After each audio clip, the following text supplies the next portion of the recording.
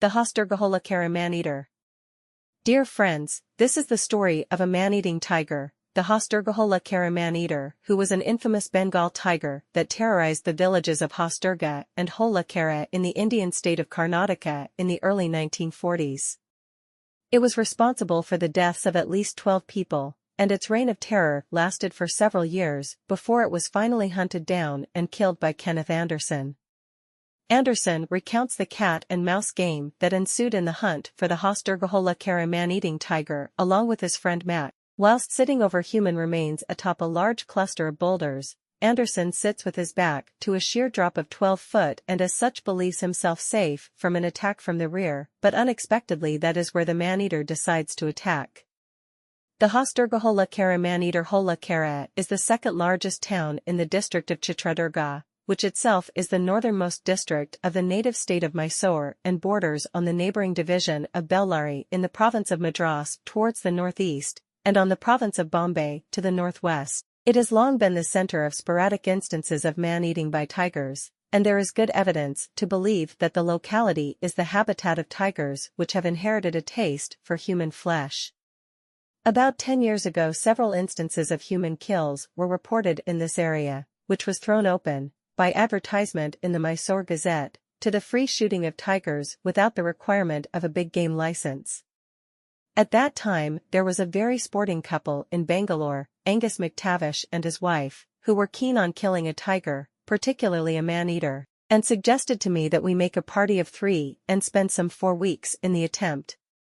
Accordingly, we motored in McTavish's car from Bangalore to Chitradurga, the capital town of the district of the same name, where we called on the district forest officer to obtain all possible information about the most recent kills and where they had taken place. This officer was most cooperative and informed us that the existing man-eaters beat extended from the very outskirts of Chitradurga town itself to the town of Holalkere, which lay some 10 miles away in a southwesterly direction, and thence southward 9 miles to the small village of Hosdurga, where the 2 recent human victims had been taken. From Hosdurga the line of the tiger's activities was reported to proceed eastwards to the borders of the huge reservoir of Marikanave or Vanavilas, as it is sometimes known, 5 miles away, an enormous lake inhabited by huge fish and crocodile, all along the shores of this lake, and back northwards in a rough line to Chitradurga town itself. Indeed, he assured us, the man-eater had been reported among the ruins of an old fort which crested a small hill named Yogi Mutt, rising abruptly to the south of the town. I knew that the environs of this old fort had long been frequented by stray bears and panthers, with an occasional tiger, but after further consultation it was decided to move on to Holalkere and Hosdurga, where we would establish our centre of operations, as circumstances warranted, after hearing local reports. Leaving early next morning, we reached Holalkere within an hour, where the usual condition of nervous excitement and fear that accompanies the proximity of a man-eater always prevail. We were told all sorts of stories, some of them completely contradictory, and from this mass of statements were able to gather only that the man-eater was a very astute animal, wandered everywhere and had the knack of appearing unexpectedly at most unlikely places. A prevailing rumor was that it very often frequented a vast plantation of date palms, interspersed with a dense undergrowth of lantana that bordered both sides of the road leading from Holalkere to Hosdurga. This plantation commenced just beyond the outskirts of Holalkere itself. We were told that its pug marks could be seen almost daily on the road, and were advised to motor up and down the 9 miles that connected the 2 places all night, when we would surely meet the man-eater, sooner or later, particularly when passing the palm grove. Accordingly, we set out at 7 p.m. that night, and had left Holalkere a mile behind when the tall, spreading leaves of the palm trees came into view, the close array of their spiky trunks being entirely hidden from view at the base by a dense and continuous stretch of lantana undergrowth. From this point we motored onwards at a snail's pace, flashing the spotlight in all directions, while the gleaming headlights pierced the road before us. Proceeding in this fashion for a half-mile, we came upon what looked like a very black, hairy man who had climbed a palm tree some 15 feet high to the right of us, and was busy gulping down bunches of the small, yellow half-ripe palm dates that hung in clusters from among the spiky fronds. We approached closer and stopped the car, when this strange man began to climb down. Descending halfway, however, he stopped and looked around at us, and my companions were surprised to discover that their strange man was a sloth bear, disturbed at a feast of dates. I had known from the onset that it was a bear, but had wanted my companions to learn for themselves. With her .3005 Springfield rifle, Mrs. McTavish brought off a good shot from the car, dropping the creature to the ground with a resounding thud. We then motored on to Hosdurga without seeing a thing, returned to Holalkere, and twice more backwards and forwards in each direction, seeing nothing beyond a hyena near the carcass of the bear on our final return journey. Fearing, therefore, that if we left the carcass there any longer it would be destroyed, by Herculean effort the three of us managed to hoist the heavy body onto the space between the engine and the front mudguard of Mac's car. Although long, the hair of a bear is slippery, and it was most difficult to keep a firm hold of any part of the animal, which began to slip out of one's fingers as soon as its weight was lifted. Next morning we had tea at the traveller's bungalow at Holalkere, together with steaming porridge and bacon and eggs, which Mrs. McTavish prepared in excellent fashion. Then after skinning the bear, we decided to move on to Hosdurga to obtain first-hand information about the two latest human kills. Traversing the date palm plantation in daylight enabled us to realize fully the denseness of the surrounding, all-enveloping lantana, which it was impossible to fathom the night before, and of what little hope there was to see or shoot a tiger in such a place. At Hosdurga, we were told the story of the two earlier tragedies. The first had happened some 3 weeks before.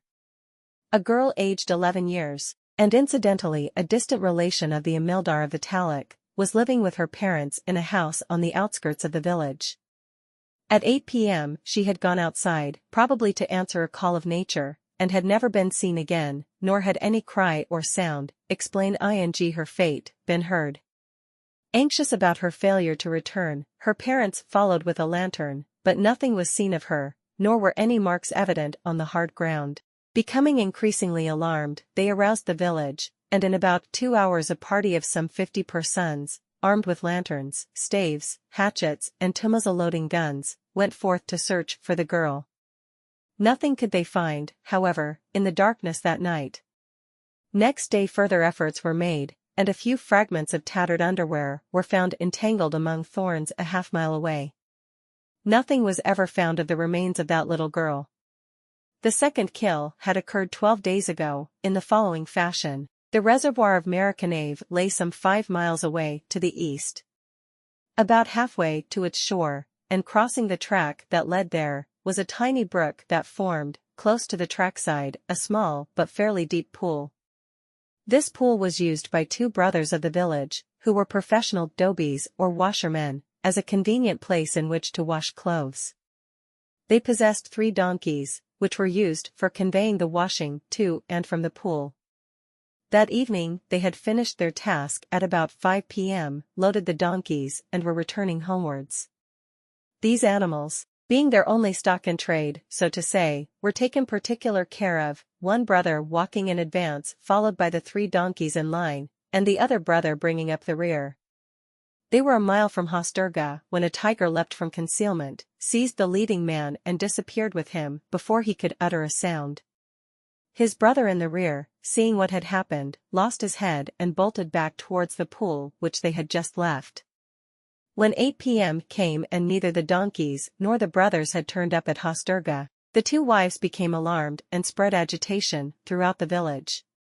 By 10 p.m. a second search party of some 60 men, armed with lanterns, staves and, of course, the 2 muzzle-loading guns, set forth in search.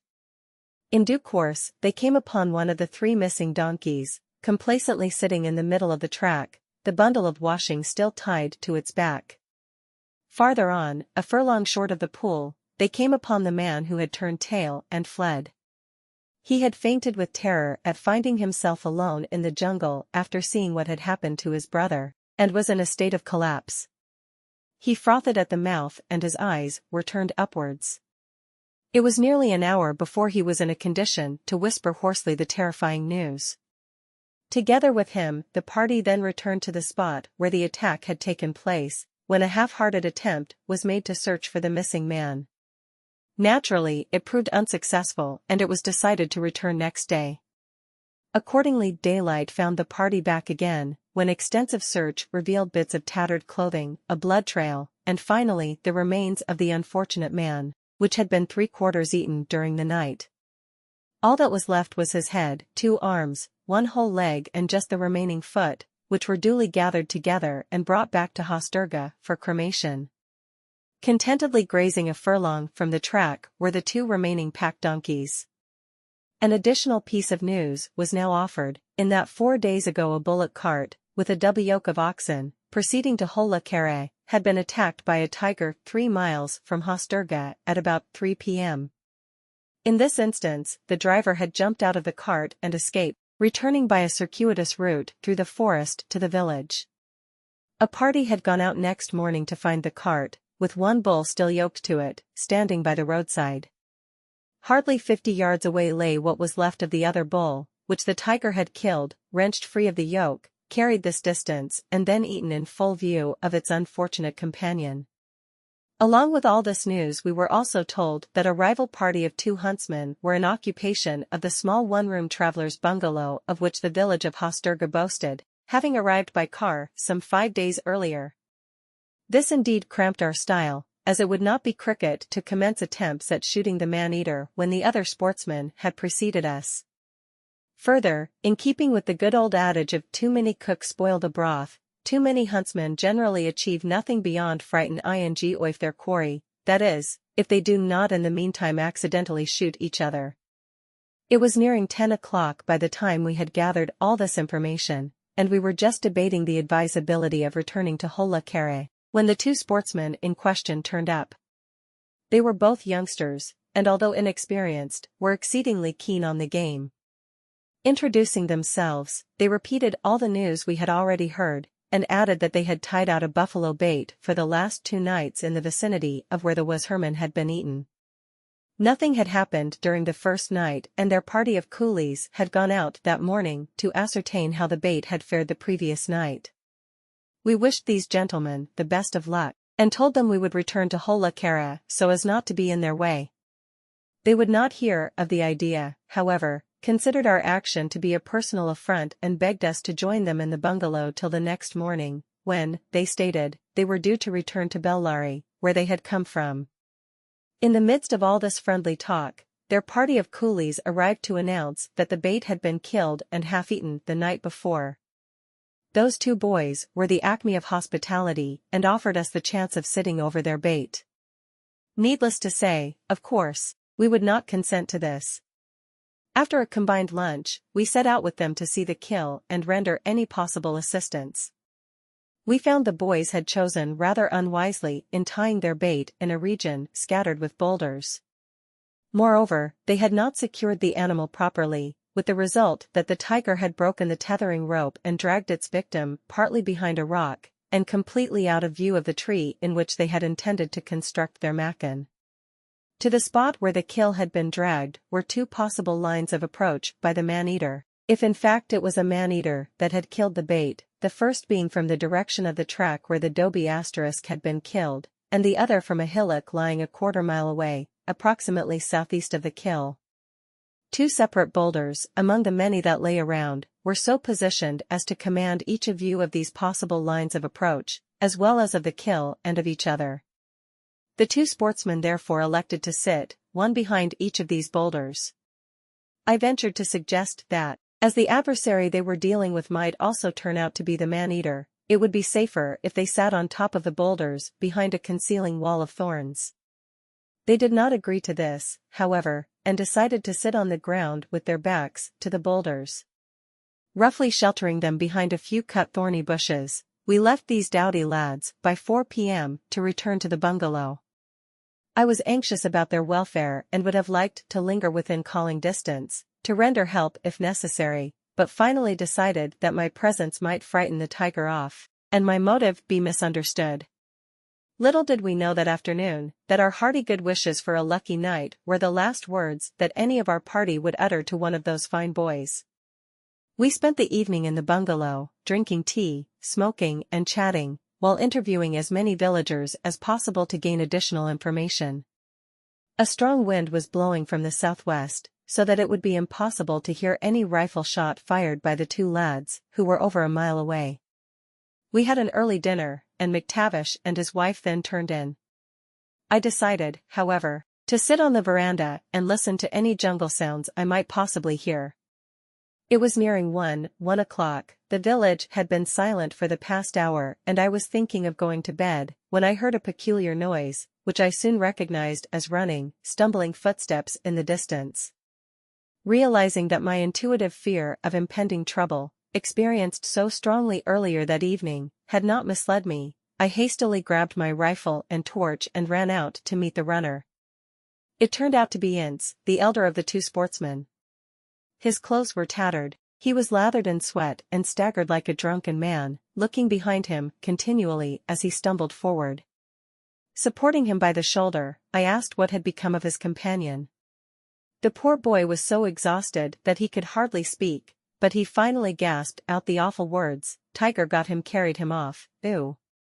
Ooh," and began to weep on my shoulder like a child. I hurried him to the bungalow, where I awoke McTavish and his wife. We gave Ince a stiff dose of brandy, laid him down and covered him with 2 blankets, for he was now shaking like an aspen with the reaction that had set in. Then, with Mrs. McTavish chafing his hands, we impatiently waited for his story, and it was indeed an extraordinary tale. He had sat below the rock, commanding the approach from the track, while his companion, Todd, behind the other rock, commanded the approach from the hillock. Shortly before dark, Ince thought he had seen a long, reddish object move in the bushes, quite some distance away and beyond Todd, where the land sloped gently down from the hillock. Of course he had no means of apprising Todd of what he had seen, and knew that the latter did not know about it, as that area was hidden from his view by the very boulder below which Todd was sitting. Ince had continued to watch the bushes, but had seen nothing thereafter. Then darkness fell, and the hours passed wearily by until about 10 p.m. The kill was not visible in the shadows, although the stars shed a faint light that enabled Ince to see in his immediate vicinity. Suddenly Ince heard a faint thud, a slight dragging noise, and then the unmistakable sound of crunching bones. Guessing that the tiger had returned and was eating its kill, Ince waited a while to give his companion a chance to take the shot, knowing, as he did, that the kill was equidistant, if not a little nearer to Todd, who must also be hearing the sound of the tiger feeding. Nothing happened, however, and nobody will know why Todd remained inactive. Then the thought came to Ince that perhaps his companion had fallen asleep, and with that he decided to take the shot himself. Aligning his rifle in the direction of the kill, he pressed the button of his rifle torch, the bright beam immediately revealing a huge tiger devouring the remains of the buffalo. At the same time there was a piercing scream from Todd, a horrible growl from that direction, a slight scuffling noise, another half-muffled cry, and then silence. In the meantime Ince had shifted the beam of his rifle torch from the tiger and his kill to the rock, at the base of which Todd had been sitting earlier that evening. The last glimpse he had of the former was as it bounded away from the remains of the buffalo into the concealing shrubs. Of Todd he could see no sign. Calling to his friend repeatedly, Ince rushed blindly to the spot where he had been sitting. Todd's rifle, water bottle and half-empty packet of sandwiches lay on the ground, but he was nowhere to be seen. Becoming hysterical with the realization that his friend had been taken by the man-eater, Ince floundered about and attempted to search the jungle for him, only to lose his own way. Demented with grief and growing more desperate each minute, he rushed aimlessly about when, by sheer good luck, he succeeded in stumbling on the track leading to Hosdurga, up which he had run top speed. It was now clear from Ince's story that we had 2 tigers to deal with, one an avowed cattle lifter and the other an even more determined man-eater. They were probably a pair, male and female, although this was not necessarily so. Never in my life had I met such an unusual combination. The possibility that they were 2 grown cubs from the same litter, one of which had acquired man-eating tendencies, appeared to be ruled out by Ince's description of the cattle lifter as a huge tiger and by no means half-grown. The man-eater nobody had seen. Within 15 minutes we aroused the village, and assembled some 20 rather reluctant helpers, although the owners of the 2 muzzle-loaders were again to the fore, with lanterns, sticks, staves and matchets. Mrs. McTavish insisted on coming too, and so did Ince, although he was almost spent. The search party, together with McTavish and myself, were soon at the rock from which Todd had been taken. Casting around, it was not long before we found an odd rubber-soled shoe that had fallen from his left foot. From the place where we found it we judged the tiger was making with its burden towards the little hillock from which it had apparently come. Pressing forward with all possible speed, we eventually reached a spot where the animal had first laid its victim down. From then, probably alarmed by the noise created by Ince in his shouting and floundering, it had moved on. As usual, a blood trail now commenced, which led us to the base of the hillock, which it followed towards the right-hand side. Led by McTavish and myself, and keeping close together for fear of unexpected attack, we persevered in our search, but it was 3:30 that morning before we came upon what remained of poor Fred Todd. The tiger had eaten quite half of him, and it was a ghastly sight. A severe reaction now overtook Ince, who began to retch, wept and finally collapsed. It was past 6 a.m. that terrible day before we managed to get the remains to Hosdurga, together with a now totally incapable Ince. We put what was left of Fred Todd into McTavish's car, while I drove Ince in what had been his poor friend's motor, and we reached Chitradurga by 9 o'clock. Here Ince was taken into the local fund hospital, and we spent the major part of the day on the tedious official inquiries that follow an incident of this kind, so that it was almost sunset before we returned to Hosdurga, and a very empty, silent traveler's bungalow. We fell asleep that night, sad and disheartened, but grimly determined on revenge. Mrs. McTavish, in particular, had endured the nervous strain of the past 20 hours in heroic fashion, and was of untold assistance throughout the whole time. Early next morning found us back at the scene of the tragedy, where we spent the next 3 or 4 hours in piecing together the evidence. The ground was hard, as no rain had fallen for several weeks, and it was impossible to find an imprint of the man-eater to enable us to determine its size and sex.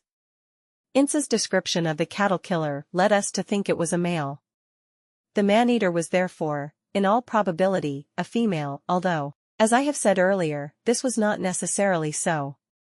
Finding nothing in the vicinity, we followed the trail once more to the spot where we had found Todd's body, but nowhere could we see a solitary pugmark of the killer. We even attempted to look further, but the hard ground hid its secret well, and in spite of all our efforts, the man-eater's size and sex remained a secret. During our absence at Chitradurga, the vultures had completely demolished what had remained of the buffalo kill. We now had to make a fresh start in our operations. After due consultation, it was decided to secure a fresh buffalo bait close to the original track where the washerman had been killed. McTavish could sit over it, while I determined to lie prone on top of one of the boulders close to where Todd had been taken. Our plan was roughly this. Should the 2 tigers move in company, the cattle lifter would kill the bait, when, in all probability, although a man-eater, the other tiger would not be able to resist the temptation of a feast, and would also join in. That would provide Mac with a shot. On the other hand, even if it did not join in, the man-eater would probably be in the vicinity, and as the rock on which I was going to lie was in a direct line with the hillock, and along the direction of his approach the previous day, I hoped to be able to hear and see him if he should pass near me. As there were no trees along the track where Mac was to sit up, we solved the problem of protection by scooping a shallow hole in the earth, over which we decided to place an inverted sugarcane pan. These pans resemble huge saucers, and are some 6 to 8 feet in diameter, 18 inches deep, and beaten from sheet iron about 1/8 of an inch thick. They are used throughout India as containers in which to melt the juice from the sticks of cane sugar, previously gathered by means of crushing through a press. This juice is boiled in the pan and becomes a golden brown liquid, which is then allowed to cool and solidify, before being cut into 4-inch squares to form what is known as jaggery or brown sugar.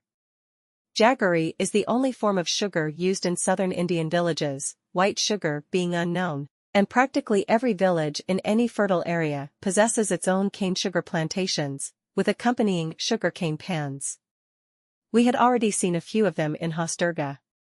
It was not long before we were back from the village with one of these pans, carried by half a dozen men, a length of camouflaged tarpaulin which Mac had brought in his car, and the other necessities for a night sit-up. This pan we inverted over the shallow hole we had dug and was raised from the ground at 4 points by rocks, so as to provide a 6-inch gap for vision and ventilation, and a space through which to shoot. Over the pan we spread the camouflaged tarpaulin, covering this again with a sprinkling of sand dug from the shallow hole, and with a few thorns, cut bushes, leaves, etc., to give it a realistic appearance.